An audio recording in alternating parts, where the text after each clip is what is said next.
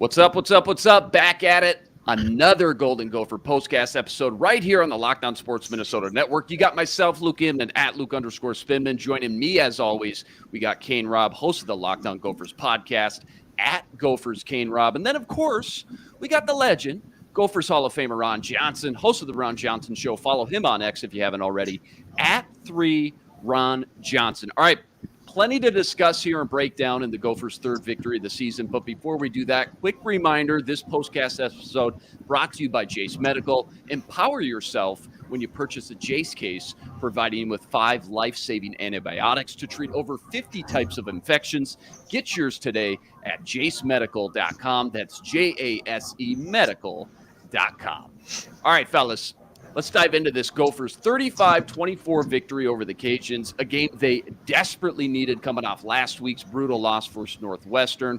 Probably not enough time here to go play-by-play and drive-by-drive, but Ron, let's just start with your knee-jerk reaction to the Gophers coming out on homecoming day, needing a win after last week's just gut punch, and knowing they'd probably have to go to work without their biggest offensive spark and freshman phenom, Darius Taylor. He was out with a leg injury. Quick takeaways from today, Ron.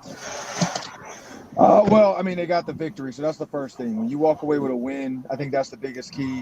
Whether you win by 1 or 100, you always take the victory. Second, the start was a little bit concerning when you look at the quarterback and trying to contain him. PJ Fleck said they knew they had to stop the run, but he was getting way too many big runs early.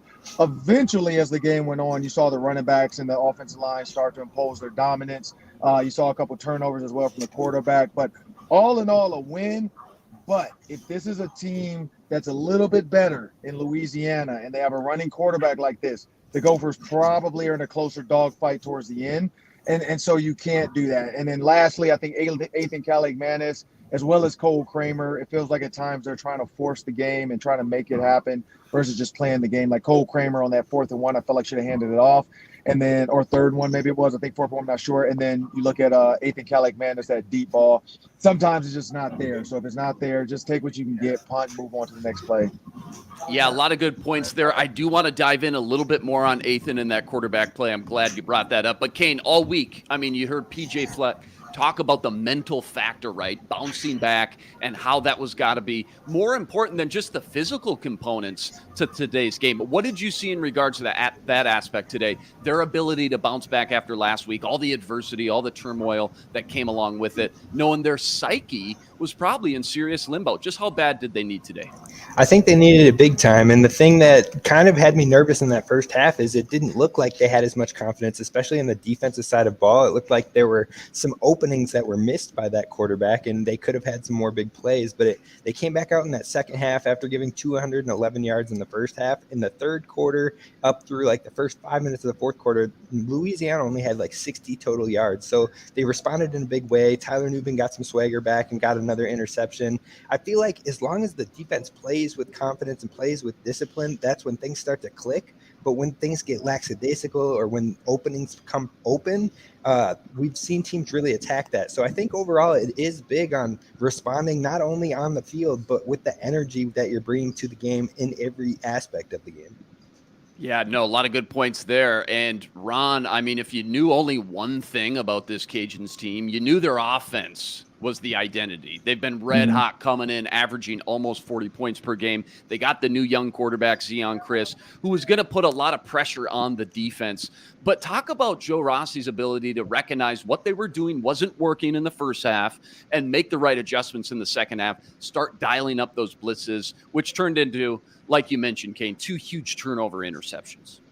Yeah, I think the biggest key is understanding the rush lanes. And honestly, Northwestern beat them the same way. When you rush past the quarterback, it's not the way you do it. And PJ said this before. He wants the guys to rush to a certain spot, knowing you're at the quarterback level, and then you push in and basically you make that pocket tighter and tighter. Well, they were giving way too many run lanes. Also, they were literally just dialing up quarterback draws. Like they would do a bunch of stuff to make you think it's pass, and it was just a quarterback draw. And so hats off to Louisiana. Like the play calling and the concept was awesome, because if you bring in 3 receivers, a tight end, you motion a running back, everybody in the stadium's thinking pass. He drops back to pass, and then it's just a design run play with the lead blocker and the running back or the tight end. And so they were doing a good job of that. I think Joe Rossi, what he finally realized is, hey, one of these linebackers or the safety, Jack Henderson, or somebody has to be a spy and kind of keep their eye on the quarterback, and they started doing that a little bit more in the second half. Yeah, Kane, kind of same question. I mean, it just hasn't been one thing with the defense. That was so frustrating coming in. Last year, top 10 defense in the country on third downs. They were also top 10 in plays of 10 yards or more as well. Entering today, though, this season, man, nearly 60% conversion rate opposing offenses had against the Gophers defense, along with too many chunk plays as well. So Cajuns go 5 of 11 on third down today. I'll ask you as well, what did you see from the defense today specifically that worked so much better than it has in weeks past, only allowing 24 points to this? Again, pretty electric offense. Yeah, I think overall in the second half, you saw a lot more pressures getting through and creating problems for the quarterback, making him maybe take shots that he didn't want to take or just wasn't throwing good passes from there. But there was a good string in there where Richter had a big pressure through there. Then the next play, they sent 5, and the quarterback threw a good long ball. They got up, got a first down. But then the next couple plays, Anthony Smith got in for a stop for no gain. Chris Collins dialed up some pressure, turned into a third and incompletion. So I think there was a lot of more pressure from the D-line in that second half that helped kind of take some of the pressure off of the secondary in that second half and slow the team down. Yeah, great points there. I want to keep diving into this one, but first, quick reminder, this episode, it's brought to you by Jace Medical. Life throws plenty of curveballs at us. That's why the Jace case is out there providing you with 5 life-saving antibiotics for emergency use, giving you the peace of mind you got access to the right medication on hand whenever you need it with the Jace case. Jace case is simple. They handle everything from the entire evaluation process. Plus, they got licensed pharmacy medication delivery to your doorstep, along with the consultations and care when you need it. Save over $360 by getting these life-saving antibiotics with Jace Medical. Plus, save an additional $20 when you use the code LOCKEDON. That's one word, locked on, at checkout over at jasemedical.com. JASEmedical.com. Use the promo code Locked On for the peace of mind when you need it.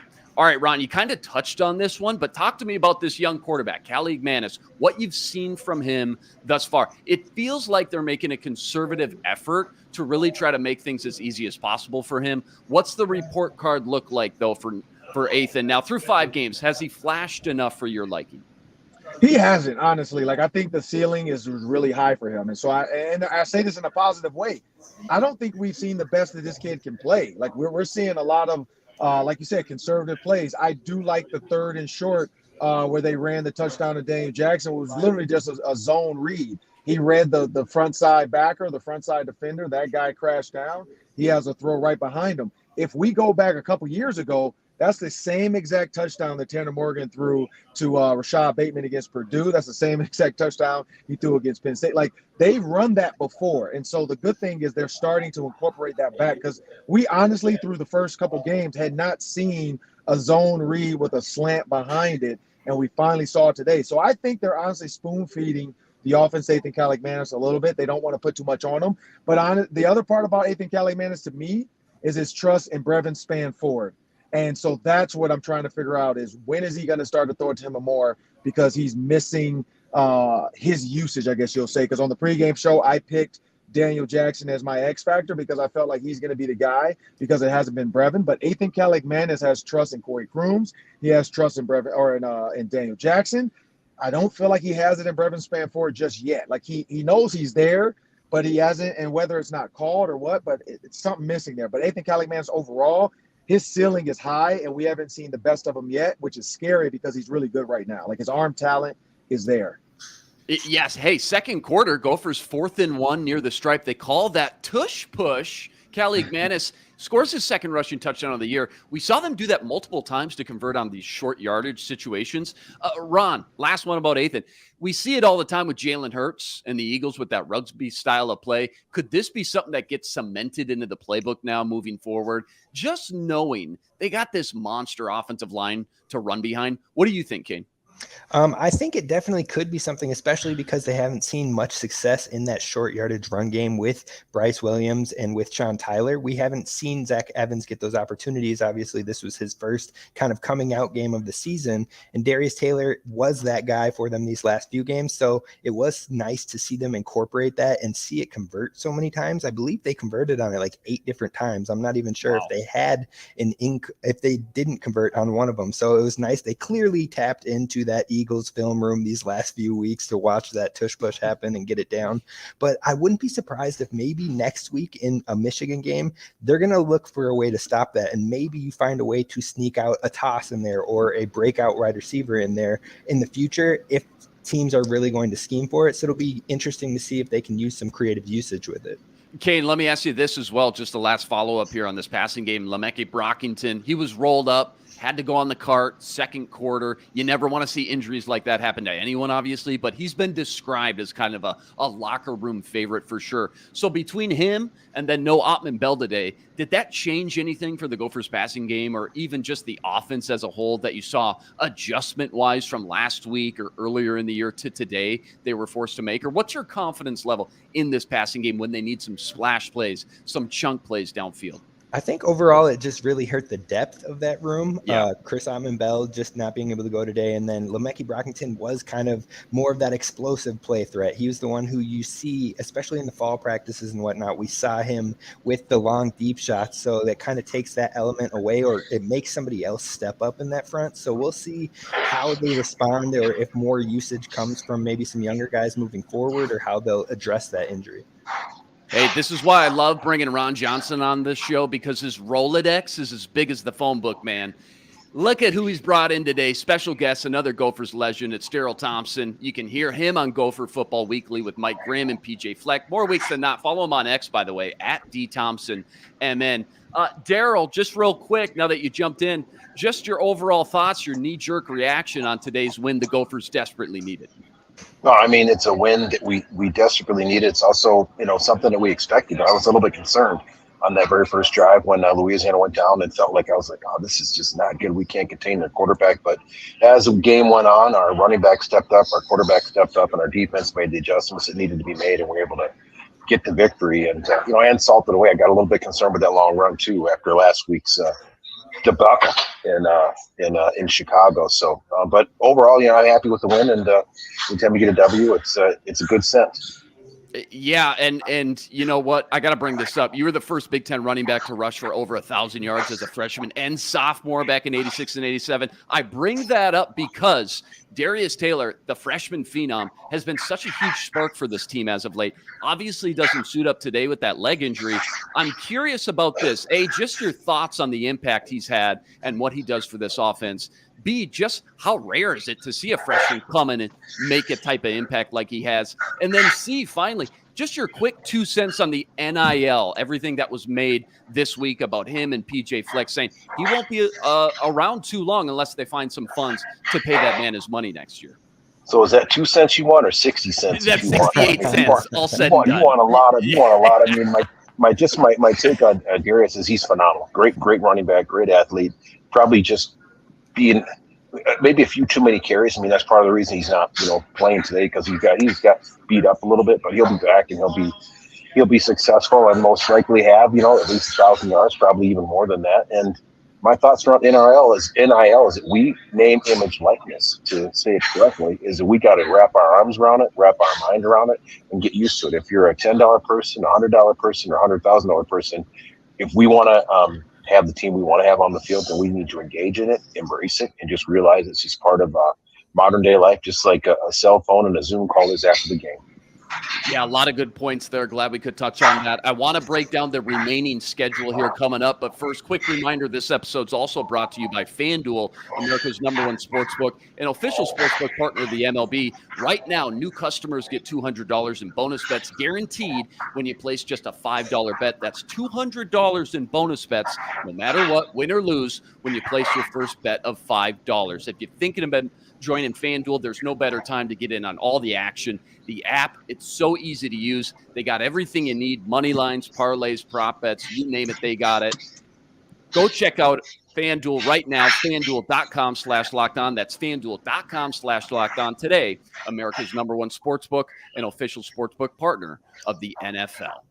Okay, Ron, Gophers sitting at 3-2 now. They got Michigan, Iowa, Michigan State, bang, bang, bang.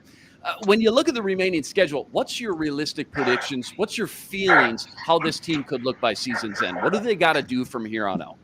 Well, honestly, I'm gonna take the PJ Fleck approach. It's the 1-1 or 0-1, whatever, 1-0 championship season for Michigan. Like, this is the 0-0.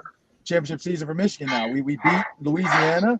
I'm not going to look ahead myself because it depends on what they look like versus Michigan. Michigan is one of those games where if you're, I'm going to use a batting or baseball perspective. If you go into a batting cage and you swing at 100-mile-an-hour pitches, and then you turn around and swing at an 80-mile-an-hour pitch a week later, you're going to be way better because you were challenged. So the Gophers are going to get challenged. They're going to play a tough team in Michigan, who's number 2 in the country. Michigan's about to boat race their next opponent. We know that today. But then when you look at what the Gophers could do following that, Michigan State, Purdue, Illinois, I feel like this is definitely a bowl-bound team, but it's which team shows up. If the team that showed up in the first half of this game shows up in any of these games, good luck. If the second half team that kind of got a handle on it and the run game took hold, the team that showed up in the first half of the Northwestern game or the first 3 quarters, if they show up, I think they'll be fine. Yeah, Daryl, same question. Just what's the rest of the season outlook like with this gauntlet of a schedule now, knowing even with the win today, the room for error is still so small. Did you see enough today to feel good about the momentum of this team? I feel pretty good about the momentum. I think it also depends on if we can get Darius back, if we can keep, everyone else healthy. Getting Cody Lindenberg would help us as well. But if we're fundamentally sound, I think we got a shot. And Michigan's not a high-powered, throw the ball over the place, but they're fundamentally sound. They're very strong, and they got a quarterback that's nifty and kind of difficult to wrap their arms around. So to me, that's obviously it's a 1-week season, but the next 2 games are critical, very, very critical to us. Yeah, no doubt. All right, before we wrap up and get out of here, I want everybody's player of the game or maybe the biggest turning point, the biggest play of the game from today's 35-24 victory. Let's start with you, Kane. Player of the game or biggest turning point that you saw today? I'd say I'll lock in with the Jack Henderson interception. I think that one really helped swing it in the Gophers' favor and start to allow them to add to the score and then give them the wiggle room to finish this one. So the pressure from Anthony Smith helped Jack Henderson jump into that interception and gave the ball back to the Gophers. So that'd be my pick. Ron, player of the game, play of the game, biggest turning point. What do you got?